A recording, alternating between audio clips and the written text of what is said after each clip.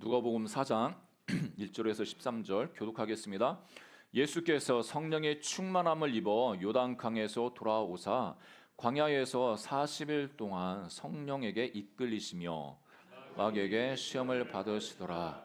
이 모든 날에 아무것도 잡수시지 아니하시니 날수가 다함에 줄이시니라. 마귀가 이르되 네가 만일 하나님의 아들이거든 이 돌들에게 명하여 떡이 되게 하라. 예수께서 대답하시되 기록된 바 사람이 떡으로만 살 것이 아니라 하였느니라. 마귀가 또 예수를 이끌고 올라가서 순식간에 천하 만국을 보이며 이르되 이 모든 권위와 그 영광을 내가 내게 주리라. 이것은 내게 넘겨준 것이므로 내가 원하는 자에게 주노라. 그러므로 네가 만일 내게 절하면 다 내 것이 되리라. 예수께서 대답하여 이르시되 기록된 바 너희 하나님께 경배하고 다만 그를 섬기라 하였느니라. 또 이끌고 예루살렘으로 가서 성전 꼭대기에 세우고 이르되 네가 만일 하나님의 아들이거든 여기서 뛰어내리라. 기록되었으되 하나님이 너를 위하여 그 사자들을 명하사 너를 지키게 하시리라 하였고 또한 그들이 손으로 너를 받들어 내 발이 돌에 부딪히지 않게 하시리라 하였느니라. 예수께서 대답하여 이르시되 주 너의 하나님을 시험하지 말라 하였느니라. 같이 있습니다. 마귀가 모든 시험을 다 한 후에 얼마 동안 떠나니라. 오늘 본문은 여러분 잘 큐티하셔서 알겠지만 지난주 주일날 그 묵상 본문이었습니다. 예수님께서 이제 태어나시고 어린 시절의 이야기가 이제 누가복음 1, 2장에 또 3장에 거쳐서 기록되어졌다면 이제 예수님께서 본격적으로 공생에 사역하시기 위해서 3장부터 이제 4장에 보면 그 예수님이 어떤 준비를 하셨는지를 볼 수가 있습니다. 그러니까 3장에서는 예수님께서 광야로 요단강에 가셔가지고 이제 침례를 받으시지 않습니까? 그 이후에 이제 있는 사건이 오늘 사건인데, 여러분 예수님이 이제 시험을 받으시는 사건이 오늘 본문 내용입니다. 여러분 좀 생각 좀 하시면, 아니 하나님이 아들인데 어떻게 마귀한테 시험을 받으시나, 이렇게 좀 여러분 의아해 하실 수 있습니다. 이 시험이라는 것은 갑과 을 입장에서 갑이 을한테 테스트하는 목적으로 이렇게 내는 거 아니겠습니까? 그래서 아니 어떻게 피조물인 이 사단이 창조주 되시는 하나님의 아들을 시험할 수 있나, 이렇게 이제 의아해 하실 수 있습니다. 근데 이 과정은 하나님께서 사람의 몸을 입고 온 예수님께서 이 땅에서 원수의 어떤 유혹을 받는 그런 테스트 시간을 통해서 우리 인간들을 체휼하시기 위해서, 그러니까 동정하시기 위해서 그런 시간들을 주셨다는 것을 말씀하고 있습니다. 히브리서 4장 15절에 보니까 이렇게 말씀하시죠. 우리 한번 읽어볼까요? 히브리서 4장 15절 스크린에 있습니다. 시작. 우리에게 있는 대제사장은 우리의 연약함을 동정하지 못하실 리가 아니요 모든 일에 우리와 똑같이 시험을 받으신 이로되 죄는 없으시니라. 여기 엄연히 말하면 여기서의 시험은 템테이션, 그러니까 유혹을 받는 거죠. 그러니까 테스트가 있고 유혹이 있지 않습니까? 그러니까 누군가를 시험해서 테스트를 하려고 하는 그 어떤 검증하기 위한 목적도 있고, 여기서는 이제 유혹이라는 단어를 쓰고 있는데, 이 누가복음의 시험을 받으셨다 이런 표현은 유혹을 받으셨다. 그리고 또 오늘 히브리서 4장 15절에도 그 시험을 받으십니다 할 때는 유혹을 받으셨다. 그러니까 인간의 몸을 입고 이 땅에 오셔서 하나님이시지만 온전히 또 100% 인간으로서 인간의 삶을 사신 거 아니겠습니까? 그러니까 예수님은 이 땅에 하나님으로서 오셨지만 인간으로서 삶을 사셨기 때문에 인간이 당할 수가 있는 모든 어떤 유혹들, 또 어떤 도전들, 고난들, 이런 것들을 몸소 당하신 거예요. 그래서 자신이 몸소 당하셨기 때문에 우리가 당하고 있는 육체적인 그 유혹, 어려움, 고난에 대해서 충분히 이해하시고 동정하신다고 말씀하십니다. 그러니까 그렇지 않습니까? 어떤 분은 너무 잘 살아가지고 나랑 그 좀 삶의 어떤 수준이라든지 이런 부분들이 차이가 날 때, 내가 고통당해서 아프고 참 힘들다 이야기하면 그분이 좀 이해해주고 동정하면서 아 그렇지 힘들지 어렵지 나 알아 이렇게 이야기하면 어떻게 보면 당사자도 상대방도 나의 그런 상황을 그 처한 그런 경험이 없을 텐데 어떻게 이해한다고 하고 공감한다고 할 수 있을까 의문이 들지 않습니까? 만약에 그분이 나의 그 삶처럼 어려움을 겪고 난 이후에 아 그래 나도 그 경험 해봤어 그런 어려움 당해봤어 하면서 위로할 때 더 깊은 위로를 받습니다. 예수님께서 이렇게 원수의 유혹 가운데 승리하시는 그 과정을 통해서 하나님 우리 이 땅에 살아가는 우리들이 이 원수의 유혹을 끊임없이 받고 있고 도전을 많이 받고 있는데 그것을 충분히 이해하시면서 우리를 도와주시는 하나님으로 우리 가운데 와 계시다는 겁니다. 여러분 그 하나님을 늘 인정하면서 살아가는 우리 모두가 되기를 축복합니다. 예수님께서는 지금도 살아서 우리의 삶에 간섭하시고 늘 동행하고 계십니다. 그러면 그 예수님이 받으시는 이 어떤 공생의 전에 이런 과정들이 왜 필요했나 이런 또 의문이 있을 수 있습니다. 구약 성경에 보면 하나님께서 새로운 어떤 사람들을 세워서 그 일들을 맡기실 때 그 일을 맡기실 만한 자격이 있는지 능력이 있는지 뭔가 좀 테스트하는 검증하는 그 시간을 거칩니다. 예를 들어서 사무엘상에 보니까 하나님께서 사울을 왕으로 이스라엘 왕으로 세우십니다. 그러니까 많은 사람들이 이스라엘 왕으로 사울을 삼은 거에 대해서 좀 일부는 탐탁치 않은 그런 마음을 가지고 있었습니다. 그런데 암몬이라는 나라가 쳐들어와 가지고 이 사울 중심으로 해서 그러니까 사울이 기름 부음 받고 바로 이 적대국이 쳐들어와 가지고 이 사울이 이끌고 나가서 승리를 합니다. 그러니까 그거를 통해서 아 하나님이 진짜 이 사람을 우리 이스라엘 민족의 왕으로 기름 부으셨구나 이것을 인정하죠. 이 솔로몬 같은 경우에도 그렇습니다. 솔로몬이 자기 선왕은 너무 위대한 왕 아니겠습니까? 이제 자기가 이제 대를 이어서 왕이 되는데 그 왕을 어떻게 할지 이렇게 두렵고 떨림이 있었죠. 그래서 하나님께 기도했고 꿈에 하나님께서 지혜를 주시겠다고 이제 약속을 하셨습니다. 그 약속이 어떻게 이루어지는가? 이 솔로몬이 다윗을 뒤에 후계자로서 그 성전도 짓고 이런 사역을 감당할 수 있는 능력이 있는가, 지혜가 있는가? 하나의 테스트 과정이 있었는데 그게 뭐냐면 여러분 잘 아시는 것처럼 이 아이를 가지고 와가지고 두 어머니가 자기 아이라고 해가지고 그 가운데 이제 이 솔로몬이 지혜롭게 판결을 내리죠. 그 과정을 통해서 하나님이 진짜 솔로몬에게 지혜를 주셨구나. 하나님이 이 솔로몬을 통해서 성전을 또 건축하시겠구나. 이것이 모든 사람들에게 알아주고 인정이 되는 거죠.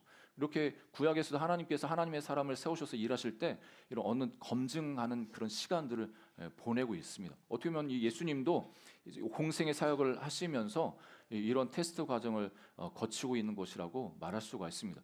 그래서 예수님께서 1절에 보니까 성령 충만해서 요단강에서 돌아오사 광야에서 40일 동안 성령에게 이끌리셨다.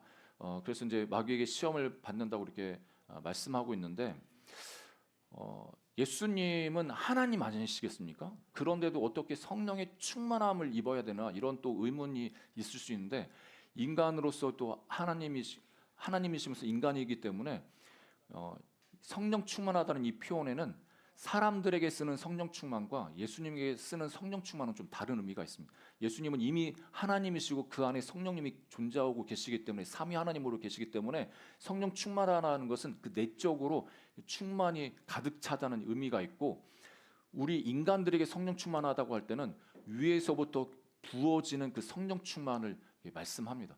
아무튼 하나님께서 이 예수님을 성령 충만하게 하셔서 광야로 이끌어 주셔서 이제 마귀의 시험을 유혹을 받게 하시는데 우리가 잘 아는 것처럼 유혹을 예수님께서 승리하시죠. 이런 모든 과정을 통해서 하나님이 왜 이런 걸 기록하셨는가?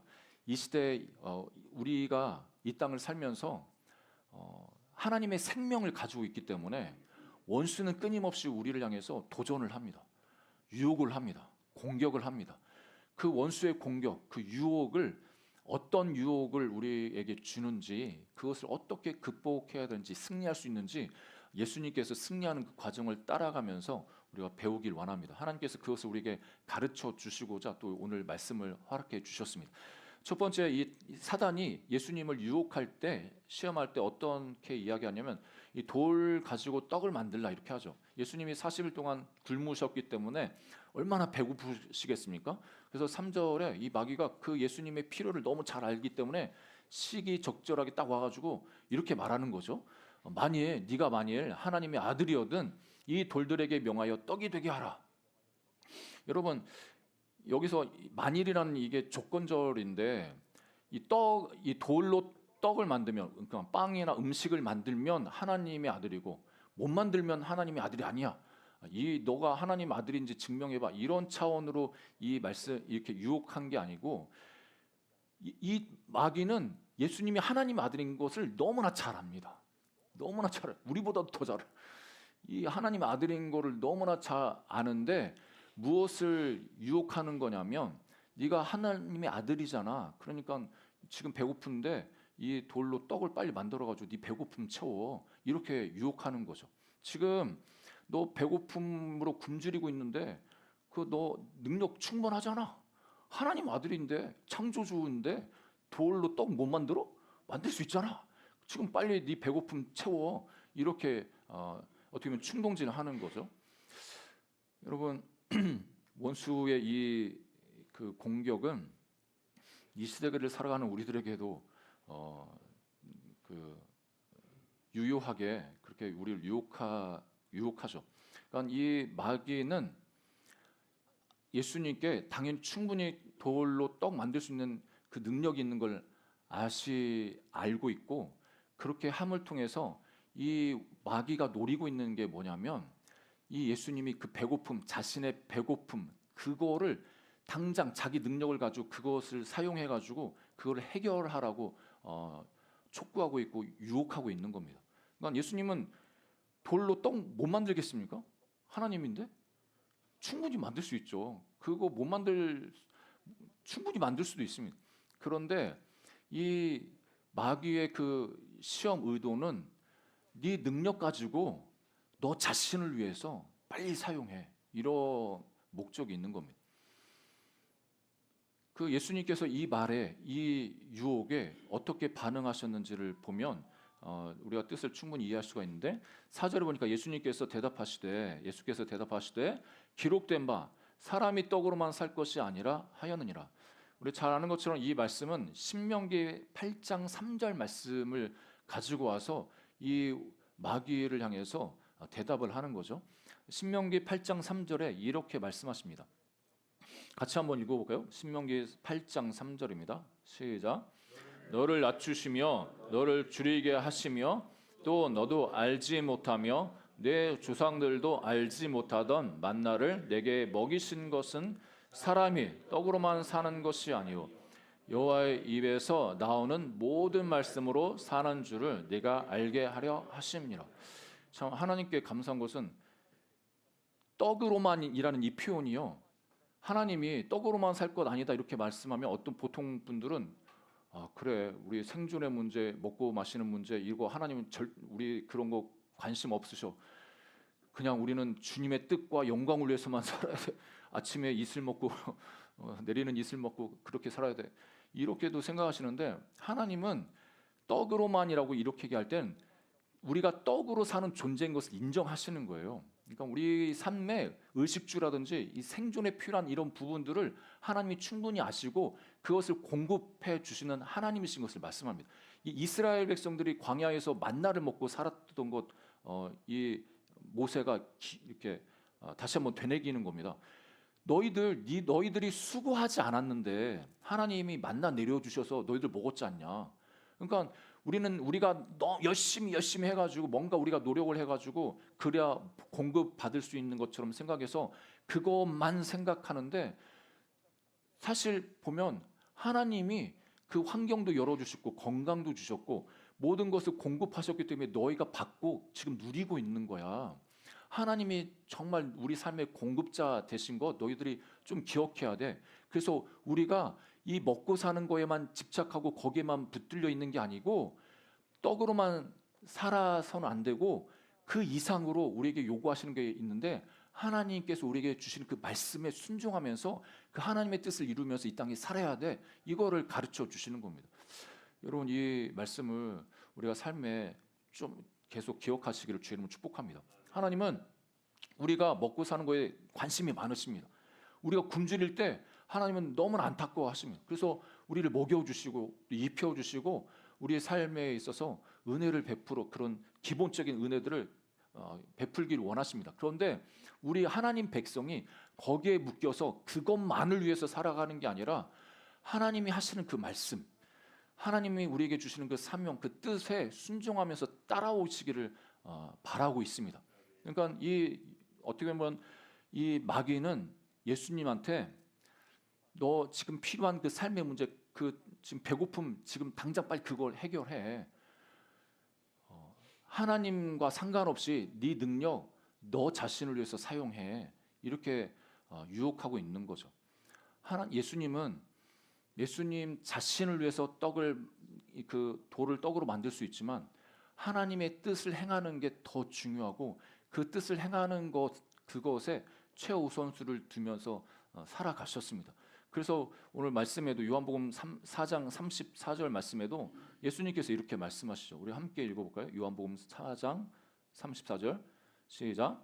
예수께서 이르시되 나를 보내신 이의 뜻을 행하며 그의 일을 온전히 이루는 이것이니라. 하나님께서 예수님의 이 시험 보는 이 과정을 통해서 아담이 실패한 그 자리에서 예수님이 승리하는 그것을 우리에게 보여주기 원하십니다. 그러니까 아담은 자기 눈에 보이는 그것 먹음직도 않고 먹음직도 하고 범직도 하고 좋은 그것을 따먹어서 스스로 하나님 되려고 하는, 하나님과 상관없이 내가 독립적으로 살아가는 그 존재로 살아가고자 하는 그 유혹 앞에 넘어졌습니다. 예수님은 자기 스스로도 그렇게 그 능력을 베푸실 수 있음에도 불구하고 더 중요한 것은 하나님의 뜻이고 나는 하나님께 의존해서 하나님 뜻의 말씀에 순종하면서 살 거야. 이것을 원수에게 분명하게 말하고 있는 것입니다. 그러니까 우리가 그렇죠. 이 땅을 살아가면서 우리는 하나님 의존하면서 하나님 말씀에 순종하면서 살아가도록 부르심을 받았습니다. 우리가 왜 부르심 받았는가? 우리 존재는 어떤 존재인가? 왜 우리는 구원받았는가? 이 사실을 날마다 기억을 해야 됩니다. 단지 이 땅에서 우리 세상 사람들이 다 하고 있는 의식주 문제 해결하고 앞으로 미래를 준비하고 이런 것 여기에만 머물러 있는 게 아니라 삶의 모습에서 우리를 부르신 그 자리에서 하나님의 뜻이 무엇인지, 그래서 예수님이 말씀하신 것처럼 나를 보내신 이의 뜻을 행하며 그 일을 온전히 이루는 것이 내 양식이야, 이렇게 말씀하셨던 것처럼 우리가 삶의 현장에서도 이렇게 살아내기를 원하십니다. 그렇게 살아가는 우리 모두가 되기를 주님의 이름으로 축복합니다. 두 번째 시험은 이 마귀가 예수님께 자신에게 절하라고 이렇게 도전을 하죠. 5절에 보니까 마귀가 또 예수를 이끌고 올라가서 순식간에 천하만국을 보이며, 여기 순식간에 천하만국을 보였다. 마태복음에서는 높은 산이라고도 이야기하는데 여기서는 그 높은 곳을 이야기를 하죠.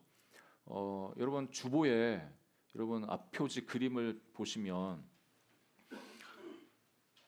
그 앞표지에 보이신 그 시험은 마태복음을 근거로 해서 이제 순서가 쭉 되어 있고 누가복음은 순서가 좀 바뀌었습니다.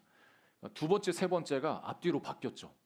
이 마태복음에서의 그 예수님이 시험 받은 그 순서랑 누가복음에서는 좀 다릅니다.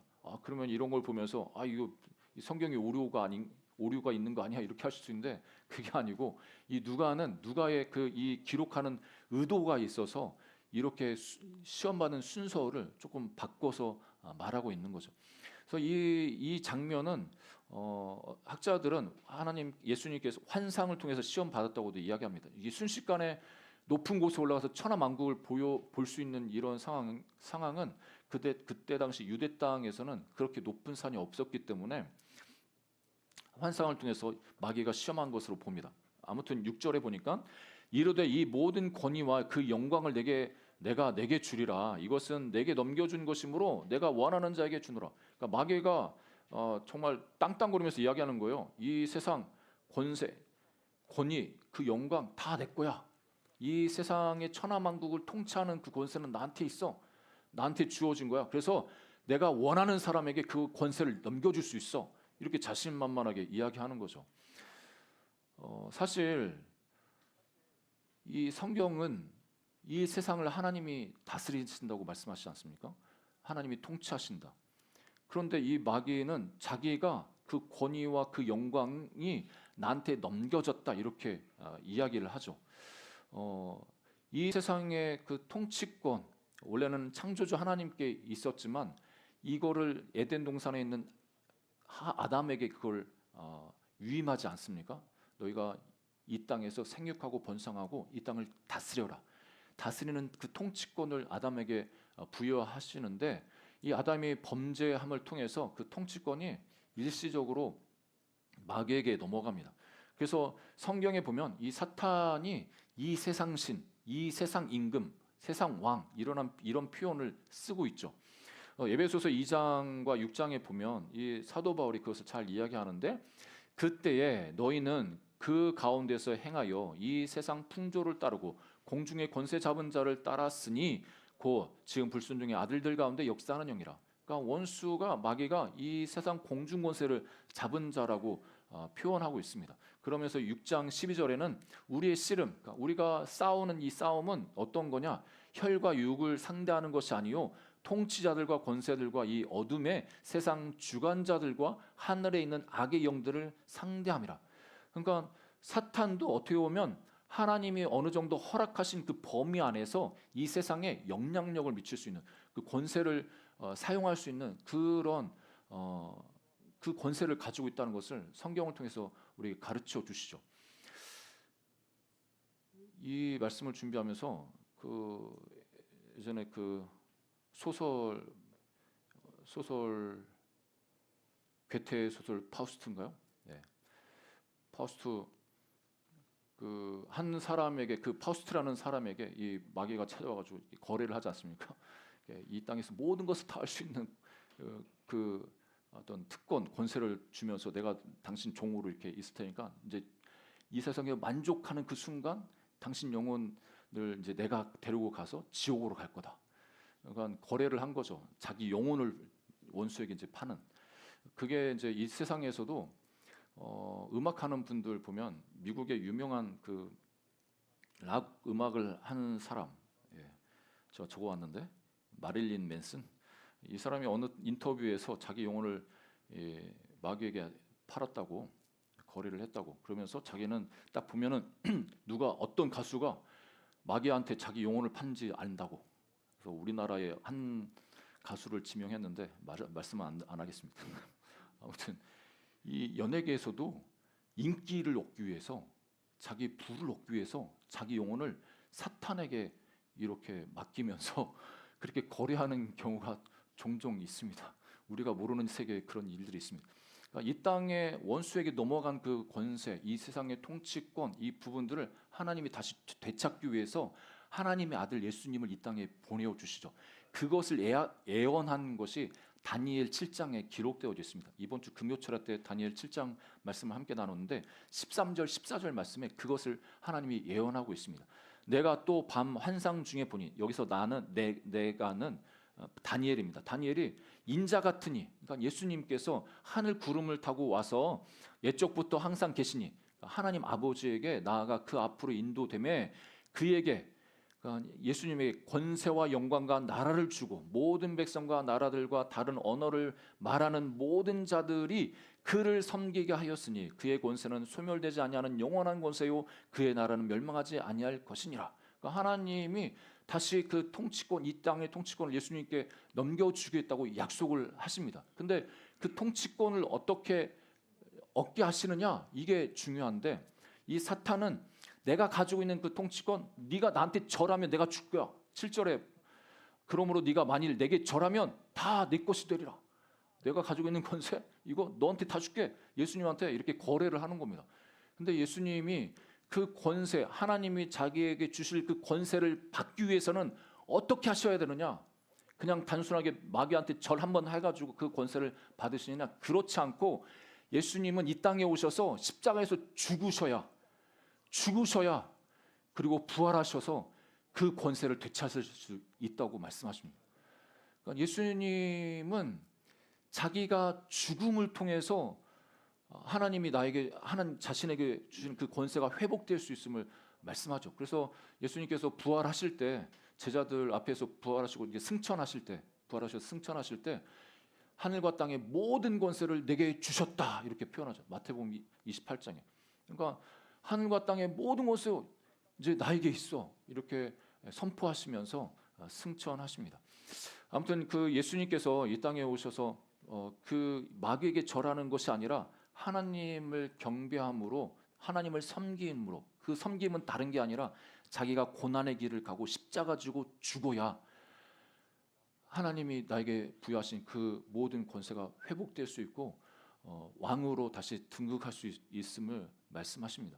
그래서 8절에 예수님께서 대답하여 이르시되 기록된 바 주 너희 하나님께 경배하고 다만 그를 섬기라 하였느니라. 이 말씀 또한 신명기 6장 13절 말씀을 인용한 말씀이죠. 내 하나님 여호와를 경외하며 그를 섬기며 그의 이름으로 맹세할 것이니라. 이 신명기 6장에 보면 하나님께서 이스라엘 백성들에게 권면하는데 너희들이 이제 이스라엘 백성들이 요단강을 건너서 그 가나안 땅에 살 건데 하나님이 주신 그 풍요를 즐길 것이다. 그 풍요를 누릴 것이다. 근데 그 축복을 누릴 때 하나님을 잊지 마. 그 풍요 속에서 하나님을 잊어버리면 너희들 끝장이야 하면서 너희들이 그 풍요 속에서 그 땅의 신들을 섬기고 거기에다 절하면 그건 절대 안 돼. 우상 숭배하면 안 돼. 하나님만 섬겨야 돼 하면서 오늘 신명기 이 말씀을 주시는 겁니다. 우리가 정말 이 말씀을 항상 기억할 것은 그 원수는 끊임없이 원수에게 그러니까 이 세상에서도 마찬가지죠. 쉽게 뭔가를 얻으려고 하면 그 얻어진 것이 쉽게 또 없어집니다. 진짜 어렵게 그 얻어진 것은 그렇게 쉽게 안 없어지죠. 뭐 그런 경우 또 쉽게 없어질 수도 있는데 아무튼 우리는 쉽게 가려고 하는 그런 또 마음이 있지 않습니까? 저도 쉽게 가려는 마음이 너무나 많은데 그런데 원수가 그거를 노리는 거죠. 예수님한테도 너 그렇게 고생할 필요 없어. 십자가 안 줘도 돼. 나한테 절 한 번만 해. 내가 이거 다 줄게. 천하만국 보여주면서 나 이거 다 준다니까. 딱 절 한 번만 해. 이렇게 유혹을 하죠. 이 유혹이 이 시대를 살아가는 우리들한테도 있습니다. 여러분 예수님 따라갈 때 쉽게 따라갈 수 없습니다. 우리 십자가 지고 예수님 따라가는 것은 정말 힘듭니다. 이 세상에서 비난도 받고 욕도 먹어야 되고 불이익도 당하고 그런데도 예수님은 그걸 통해서 우리가 하나님 아들로서 이제 그 고난의 길을 가면서 그 끝에 우리에게 하나님께서 영광이 있다고 말씀하시죠. 그 십자가의 길을 끝까지 잘 따라가는 우리 모두가 되기를 주님의 이름으로 축복합니다. 오직 하나님만 섬기고 하나님을 예배해야 그러니까 하나님을 계속 예배해야 세상에 절하지 않고 원수에게 절하지 않고 물질에게 절하지 않고 하나님을 계속 예배해야 우리가 영적 전쟁에서 승리할 수가 있습니다. 마지막 세 번째는 뛰어내리라고 그렇게 도전합니다. 9절에 보니까 또 예수님을 이끌고 예루살렘으로 가서 성전 꼭대기에 세우고 이르되 네가 만일 하나님의 아들이거든 여기서 뛰어내리라. 그러면서 10절 11절에 기록되었으되 하나님이 너를 위하여 그 사자를 명하사 너를 지키라 하시리라 하였고 또한 그들이 손으로 너를 받들어 내 발이 돌에 부딪히지 않게 하시리라 하였느니라. 이 마귀도 말씀을 잘합니다. 여러분 우리보다도 말씀을 더 잘할 겁니다. 마귀 사탄은 우리보다도 더 말씀을 잘 알아요.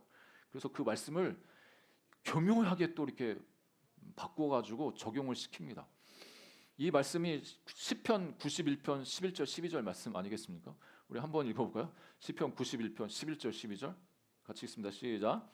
그가 너를 위하여 그의 천사들을 명하사 그 내 모든 길에서 너를 지키게 하심이라. 그들의 손으로 너를 붙들어 발이 돌에 부딪히지 아니하게 하리로다. 야 봐봐 말씀에 이렇게 되어 있네. 와 놀랍잖아. 너한테 주시는 말씀 아니야? 너 하나님 아들 아니야? 뛰어내려봐. 천사가 받들 거야. 이렇게 하나님 말씀하시지 않았어?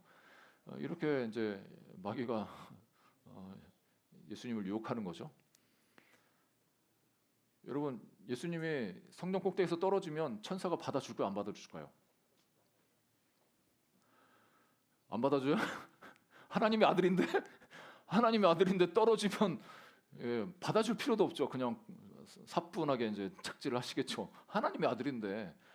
아니, 하나님의 아들이 그 꼭대기에서, 이 성전 꼭대기가 한 200m 정도 된다고 하는데, 기드론 골짜기를 바라보고 있는 그쪽 남쪽 지역인데, 아니 떨어지면 뭐 하나님의 아들이 그 못 살겠습니까? 당연히 사뿐히 이제 내려오실 건데, 여기서 이야기하는 것은 이 마귀가 유혹하고 시험하는 것은 뭐냐면, 첫 번째 시험에 너 스스로 너 힘을 가지고 너 자신을 위해서 사용해, 이런 유혹을 줬을 때 예수님이 아니야, 나는 내 능력이 있지만 나는 하나님의 뜻을 행하러 이 땅에 왔어. 그 하나님의 뜻대로 살 거야. 그리고 하나님만 의지할 거야. 이렇게 말하고 있는 예수님께, 그래? 네가 의지한다는 그 하나님 진짜 능력 있어? 능력 있어? 그럼 너 또 한번 뛰어내려 봐봐. 하나님 그러면 너를 받아주시겠네. 그 하나님 능력 있으시고 네가 그렇게 하나님을 의지할 만한 분이면 그렇게 해주시겠네. 예, 여러분, 이런 시험은 우리들한테도 있는 것 같습니다. 주변에서 여러분들한테 이렇게 이야기하지 않습니까? 너 하나님 믿어? 하나님이 살아계시다며. 하나님이 살아계시면 그거 못하겠어? 아니, 그거 안 돼? 하나님 살아계신데 너 하나님 신뢰한다며, 하나님 믿는다며, 그러면 합격해야지. 그러면 그거 나가야지. 그거 잘 돼야지. 그러면 하나님 믿으니까 이렇게 우리한테 도전하는 경우가 많이 있습니다. 그 12절에 보니까 이 사단의 말에 예수님께서 이렇게 말씀하시죠. 마귀의 그 시험의 의도를 간파하셔서 이렇게 말씀하시는 겁니다. 예수께서 대답하여 이르시되 주 너희야 하나님을 시험하지 말라 하였느니라. 이 말씀이 신명기 6장 16절 말씀을 근거로 해서 말씀하신 건데, 6장 16절 한번 읽어볼까요? 시작. 너희가 마사에서 시험한 것 같이 너희의 하나님 여호와를 시험하지 말고. 그러니까 이 신명기 6장은 모세가 이스라엘 백성들에게 권면하는 거 아니겠습니까? 이제 가나안 땅으로 들어가기 직전에 이 마지막 고별 설교를 하는 게 이 신명기인데, 애적에 너희가 마사에서 하나님을 시험했어. 그것처럼 너희들 하나님 시험하면 안 돼. 이렇게 말하고 있는데, 이 마사라는 곳이 어디냐? 출애굽기 17장에 그 사건이 나오는데, 출애굽기 16장 보면 하나님께서 이제 출애굽을 시키고 홍해를 가르게 하셔서 건너가게 하시고, 광야에 들어와서 먹을 게 없으니까 만나를 내리셔가지고 배부르게 하시고, 이런데 이 사람들이 보니까 광야니까 너무 목마른 거예요. 목마르니까 하나님을 원망하면서, 이 모세 원망하면서 하나님을 진짜 지금 우리랑 함께 하시는 거 맞아? 이러면서 하나님을 의심하기 시작합니다. 그래서 출애굽기 17장 7절에 이렇게 말씀하는데, 우리 한번 읽어볼까요? 시작. 그가 그곳 이름을 마사라 또는 무리바라 불렀으니 이는 이스라엘 자손이 다투었으며, 또는 그들이 여호와를 시험하여 이르기를 여호와께서 우리 중에 계신가 안 계신가 하였습니다. 그러니까 이스라엘 백성들이 그 전에 하나님의 놀라운 기적을 경험하고 구원을 받고 그렇게 매일매일 공급하신 그 은혜를 경험함에도 불구하고 지금 당장 내가 목마르니까 하나님을 시험했다는 거예요. 진짜 우리 하나님이 여기 우리 중에 계시는 거 맞아? 하면서 하나님 원망하고 모세를 원망하고 있다는 거죠. 여러분, 우리는 하나님의 살아계심을 믿습니다. 여러분 믿으십니까? 우리 함께 하심을 믿습니다. 우리를 구원하신 걸 믿습니다. 그 구원하신 하나님께서 우리와 동행하신 것을 믿습니다. 근데 세상에 나와서 보면은 하나님 믿고 하나님 전능하신 하나님 믿는데 내 삶 가운데 전능하신 하나님의 능력이 안 나타나는 그것을 보고 여러 가지로 공격을 하면서 우리의 마음을 흔들죠. 그러면서 우리 마음에도 하나님 진짜 살아계신 거 맞아? 전능하신 거 맞아? 나를 구원하신 거 맞아? 하나님을 향한 의심이 이렇게 싹트고 하나님을 시험하게 됩니다. 여기서 하나님을 시험한다는 의미는 하나님 존재에 대한 부정뿐만 아니라 하나님이 가지고 계신 그 속성에 대해서 그 속성에 스크래치를 내는 겁니다. 이번에 세상의 사람들, 하나님 없다고 하는 사람들은 하나님 없다고 믿는 거나 마찬가지입니다. 그러니까 우리가 하나님을 믿든 안 믿든 창조주 하나님은 존재하고 계십니다. 그 사람이 믿든 안 믿든 부정하든 하나님은 존재하고 계십니다. 그러니까 안 계신 것처럼 믿는 거죠. 그 사람의 인생 가운데 보니까 진짜 하나님은 안 살아계신 것처럼 보여지니까 그렇게 하죠. 그렇지만 우리는 하나님을 믿는 신뢰하는 사람으로서 우리 삶 가운데 하나님 안 계신 것 같은 그런 상황이 되어도 성령님이 우리 안에 와 계신 걸 우리가 확신하고, 그래서 하나님의 존재에 대해서 인정해드리고 그 하나님을 높여드릴 때 하나님이 영광을 받으시는 겁니다. 혹시라도 그런 유혹과 도전들 앞에서 진짜 하나님 살아계신 거 맞냐? 그래서 하나님을 의심해가지고 하나님 진짜 살아계시다면 이렇게 해주세요. 하나님이 살아계시면 이렇게 해주세요. 하면서 그렇게 할 때 그렇게 했는데 결과가 또 내가 원하는 그 결과 안 났어. 그러면 하나님 안 살아계신 거네? 이런 결론에 빠지면서 하나님 존재에 대한 부정뿐만 아니라 하나님의 그 속성에 스크래치, 하나님 그 인격에 스크래치를 내는 거나 마찬가지입니다. 여러분, 이런 시험에 빠지지 않으시기를 주님의 이름으로 축복합니다. 하나님을 시험하지 않으시기를 주님으로 축복합니다. 하나님은 지금 살아서 역사하십니다. 우리와 함께 하십니다. 여러분의 삶에 공급하시고 여러분 붙드시고 지금까지 이끌어줬고 앞으로도 저와 여러분들을 인도해 주십니다. 그 하나님을 신뢰하면서 그 어떤 시험이 와도 승리하는 우리 모두가 되기를 주님의 이름으로 축복합니다.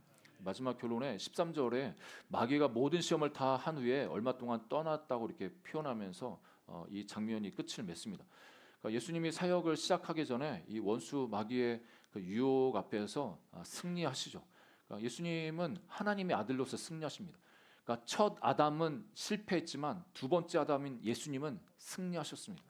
그리고 이스라엘 백성들 향해서 하나님께서 내 장자다, 내 아들이다라고 표현하시죠. 출애굽에 보면 바로 앞에서 모세가 하나님이 말씀하셔서 이 이스라엘은 내 장자, 내 아들이야 이렇게 표현하시죠. 그런데 그 아들 장자된 이스라엘은 광야에서 실패했습니다. 그렇지만 예수님은 광야에서 승리하셨습니다. 그 하나님의 승리를 오늘 말씀을 통해서 본문을 통해서 우리에게 가르쳐 주고 계십니다. 그것뿐만 아니라 이 예수님의 승리는 단지 여기서 끝나는 게 아니라 그렇다고 해서 원수 마귀가 떠났다고 해가지고 다시 공격을 하지 않느냐? 그렇지 않습니다. 이 얼마 동안 떠났다. 또 옵니다. 또 귀신 들린 자를 통해서 오고, 왜 예수님을 향해서 끊임없이 와서 도전하느냐? 예수님이 걸어가는 메시아로서의 그 과업을 성취하는 그 일들을 회방하기 위해서 계속 유혹합니다. 어떤 때는 이 베드로한테 말을 심어줘가지고 예수님이 십자가를 못 지으시도록 그렇게 만류하기도 했습니다. 여러분 잘 아시는 그 장면 있지 않습니까? 예수님이 내가 이제 십자가를 져야 돼, 고난 받을 거야 이렇게 말하니까 베드로가 그렇게 하면 안 된다고 하면서 예수님 책망할 때 예수님이 사탄아 물러가라고 하십니다. 그 뒤에 역사하는 원수가 끊임없이 예수님이 십자가의 길 죽으시지 못하도록, 그 메시아의 과업을 성취하지 못하도록 회방하지만 예수님은 그 사탄을 향해서 어떤 무력을 사용해 가지고 떠나보내는 게 아니라 자기 자신이 죽어지심으로 최후 승리를 얻으십니다. 이것은 이 시대를 살아가는 우리들에게도 우리가 어떻게 원수를 향해서 승리할 수 있는지를 가르쳐 주십니다. 우리는 예수 그리스도의 이름으로 원수 마귀를 물리치시오. 잘하고 계십니다. 예수 그리스도의 이름으로 우리 가정과 삶 가운데 우리 마음과 생각에 역사하는 원수를 계속 쫓아야 합니다. 계속 쫓아낼 뿐만 아니라 우리는 어떤 순간에는 우리 자신이 죽어야 됩니다. 그 죽는다는 것은 어떤 때는 내가 가지고 있는 그 능력, 권리를 사용할 수 있음에도 불구하고 남에게 양보하고 배려하고 포기하고 내 자존심도 어떤 부분에서 내려놔야 그것이 승리를 우리에게 주십니다. 그 영적인 승리, 그 승리를 경험하시기를 주님의 이름으로 축복합니다. 네. 우리 말씀을 기억하면서 함께 좀 기도했으면 좋겠는데, 사탄은 예수님께 와서 이 세 가지 유혹을 합니다. 너 말씀, 생존 그거에만 묶여 있고 너 자신의 능력을 거기에만 올인해, 이렇게 유혹하는 이 사탄의 유혹 앞에 예수님께서는 우리가 사람은 떡으로만 사는 것이 아니라 하나님 말씀으로 살아야 됨을 가르쳐 주십니다. 하나님이 우리에게 불러주신 그 목적과 부르심대로 그 말씀에 순종하면서 따라가야 되고 하나님을 의지하면서 순종해야 된다고 가르쳐 주십니다. 여러분 그런 삶을 계속 살아가시기를 주님의 이름으로 축복합니다.